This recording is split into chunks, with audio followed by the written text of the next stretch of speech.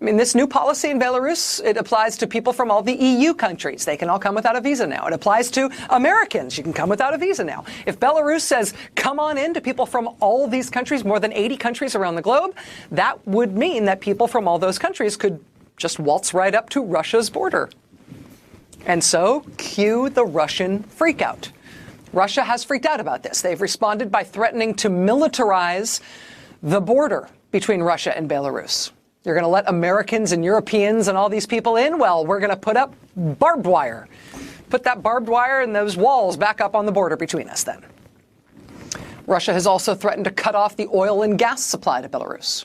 And the president, in his 7.5-hour press conference, he said that Belarus absolutely could survive that. They'd figure out some way around not getting any more oil and gas.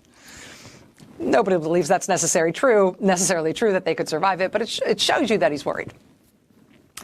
In fact, a lot of what he said that was designed to reassure people that everything was going to be okay ended up doing exactly the opposite. The Associated Press today quotes him from his Friday night press conference saying, quote, "There will be no war. No one will occupy us. No one will send in troops." And I'm sure he meant that to be reassuring, but it's not exactly reassuring to hear that from your country's leader, right? Don't worry, there's not going to be a war. Nobody's invading us. Like, scarier words were never spoken. So Russia's really leaning on them now. And, you know, this is what Russia does for a long time, right? Since the collapse of the Soviet Union and all those things that used to be part of the USSR instead becoming independent countries on the eastern edge of Europe, you know, for a long time, Russia has freaked out about its reach and its influence and its defenses, particularly along its western border. This is what drives them all the time. They feel like they're surrounded by NATO. They feel like they are encroached upon by the European Union. They feel like, you know, countries that ought to be in their orbit, countries that used to be part of the USSR, these countries are constantly being pried off and turned toward the West instead, further isolating Russia. And sometimes these concerns turn into war. In recent years, Russia has invaded Georgia. They have invaded Ukraine and taken over a part of Ukraine to be their own territory now. Countries that Russia wants to stay in its orbit are constantly being threatened by Russia, that they have to stay in Russia's orbit or else. You like your oil and gas? Want to keep getting it? Shame if something happened to it.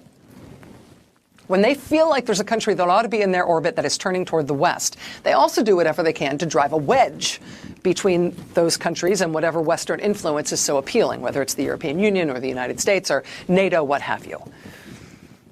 And sometimes these things, as I said, they do become war. But more often, it's these sub-war level fights and conflicts and simmering weirdo standoffs. And I mean it when I say weirdo, because before this fight they're in right now, for example, over people from all over the world being able to go to Belarus without a visa, which Russia's very upset about. Before this fight, there was another big round of tensions between Russia and Belarus because Russia said that Belarus violated its ban on importing Western foods. When the United States and the European Union, all these Western countries, put sanctions on Russia, Russia retaliated by saying, yes, okay, we're not going to import any Western foods anymore. And they said that Belarus violated that ban. And that was a truly weird one, because that was the one where Russia ended up doing all these photo ops where they burned up big piles of perfectly good food, and they drove tanks over boxes of fruit and cheese and made a big show of, like, crushing frozen geese. It was really weird. There was also that time when, this was also at a time when Russia was pressing to build a military base in Belarus, even though Belarus did not want Russia to build a military base there. It's always something with these guys. And in the past, to press their advantage, Russia has mostly resorted to threats. That's what they're best at. But they've also used propaganda and information warfare to try to fight these weirdo fights that they have along its western border. That, again, they sometimes become war, but they mostly just simmer and become these sub-war level conflicts. For example, not long ago, the Russian state-run media outlet, the propaganda outlet that's called Sputnik, they floated the idea that Belarus was about to be invaded by the West. They cooked up this fake news story that Belarus was desperate for Russian weapons and Russian protection because Poland was going to invade Belarus. And that's insane. Poland is a NATO country. They're an EU country. Yes, Poland is as nuts as any country, but Poland is not invading Belarus, right? But that's, of course, the kind of thing that Sputnik would come up with. That's the kind of nonsense Russian propaganda that Putin pumps out whenever he needs to. This was a, well-positioned fake propaganda effort designed to unsettle people. In this case, designed to rattle the 75% of Belarusian citizens who speak Russian. This is Russia's way of telling them, don't trust your leaders, don't trust the West. Only Russia can protect you. The West might invade at any minute. Look out. Here comes Poland. It's ridiculous. It's ham-handed, right? Poland is not going to invade Belarus. But this is what Russia does. I mean, for all the craziness in our politics, I'm glad we don't have to deal with anything like that, right? So here's the thing. The Associated Press has a story out today on the new administration and how they are having sort of a hard time getting it together on national security and foreign policy stuff.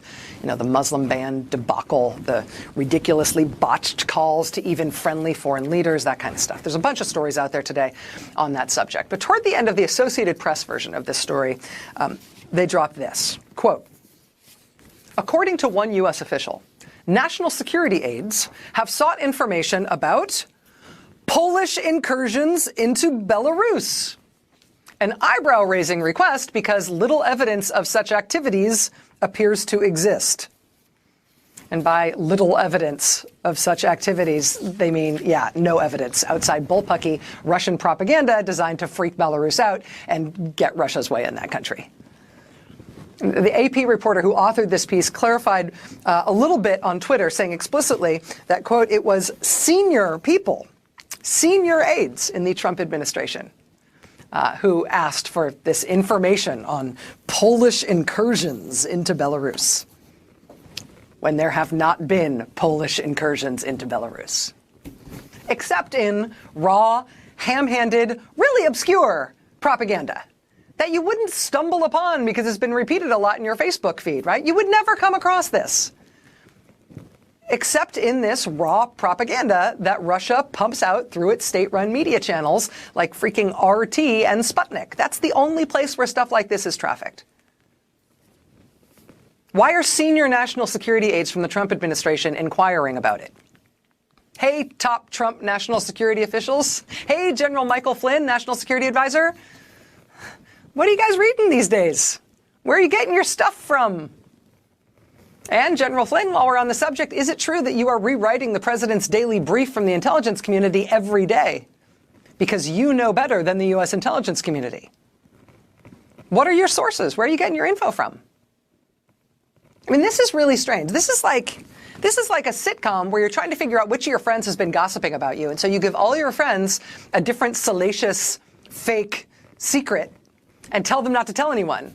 And then the one of those fake secrets that starts circulating tells you which of your friends has been betraying you and started blabbing your news around school. Da-da-da-da-da-da. Right? It's like this is a ridiculous plot, except in this case, it's the National Security Council. And the secret to figuring out what they're working on is apparently what Russia has been blasting out as ham-handed propaganda that otherwise has no connection to the real world, to real American national security interests, or even to real news. I mean, Sputnik TV should not be the Rosetta Stone that unlocks the priorities of the National Security Council in the White House. But honestly, I mean, what else explains this? I mean, the Russian intervention into our presidential election is still not explained. The Republican-led intelligence committees in the House and the Senate are sort of just waking up, yawning, just thinking about trying to get around to maybe start figuring that out sometime soon. Right? They're putting the Russia back into don't rush me. But as long as that Russian intervention in our election remains unexplained, uninvestigated, unpunished, not to be weird, but that means there is also an open question about potential Russian government penetration into the Trump campaign and into what is now the Trump administration. Poland is not invading Belarus. The AP is reporting that the top-level national security aides to this president are inquiring with U.S. agencies about those Polish incursions into Belarus. Why the heck are they pursuing that as a line of inquiry in the Trump National Security Council? Democrats last week asked for an investigation into payments from one Russian state media outlet, from RT, to our current national security advisor, Michael Flynn. Michael Flynn was reportedly paid a lot of money to attend an RT dinner in Moscow where he sat with Vladimir Putin. That was in December 2015. We've got the photos to prove he was there. At that point, General Flynn had already met repeatedly with presidential candidate Donald Trump. He was soon to endorse Donald Trump and join his campaign. As a recently retired flag officer, Democrats claim that it may have been illegal for Michael Flynn to have taken that money from the Russian government for that Moscow appearance, even though he was no longer in uniform when he did so. So Democrats have asked for an investigation into that. Maybe that thread will unravel some of this. And maybe the FBI really is investigating ties between the Trump campaign and now the Trump administration and the Russian government. The FBI, of course, is not confirming or denying whether that investigation exists, but there have been multiple reports that it does. Maybe it does exist, and maybe that will shed some light. But there is something weird here. And if you tune out what they say and you just watch what they do, this kind of thing stands out. Why the heck are they doing that, right? I mean, the New York Times reports today that President Trump did not know, did not understand. He was not properly briefed on what he was doing when he signed an executive order putting Steve Bannon on the National Security Council. Think about that for a second. What's worse, the fact that he put Steve Bannon on the National Security Council, or that the president did so unknowingly? And somebody's putting things in front of him to sign, and he is signing them without knowing what they are. Which is worse? There's good reason for all this focused reporting right now on whether or not the Trump administration knows what it's doing. But sometimes, I think what otherwise feel like random misfires by them or bizarre priorities from them, sometimes those things may not just be evidence of chaos and incompetence. Sometimes it's worth tracking those things back to their origins to find out where they are coming from. And in this case, the national security playbook for this administration appears in part to originate in another hemisphere. This is a very creepy development. This needs explaining. We'll be right back.